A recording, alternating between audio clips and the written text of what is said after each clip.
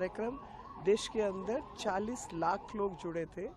2000 से ऊपर जगहों पर जो है वो उद्घाटन हुआ है और लोगों को समर्पण भी हुआ है और साथ ही नए जो डेवलपमेंट प्रोसेस है उसके लिए उसका नींव का पत्थर भी रखा गया है।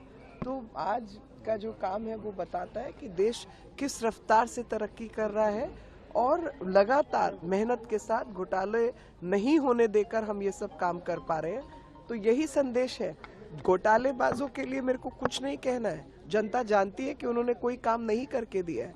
रैपिड रेल ट्रांसपोर्ट भी जो लगी थी, जिसके लिए काम होना था, जिसमें हरियाणा ने अपना हिस्सा दे दिया, उत्तर प्रदेश ने अपना हिस्सा दे दिया। दिल्ली की जनता को लाभ मिलना है और दिल्ली में आने के लिए सुविधा बननी है।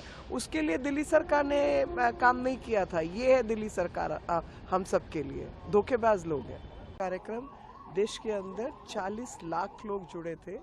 2000 से ऊपर जगहों पर जो है वो उद्घाटन हुआ है और लोगों को समर्पण भी हुआ है और साथ ही नए जो डेवलपमेंट प्रोसेस है उसके लिए उसका नींव का पत्थर भी रखा गया है। तो आज का जो काम है वो बताता है कि देश किस रफ्तार से तरक्की कर रहा है और लगातार मेहनत के साथ घोटाले नहीं होने देकर हम ये सब काम कर पा रहे हैं। तो यही संदेश है।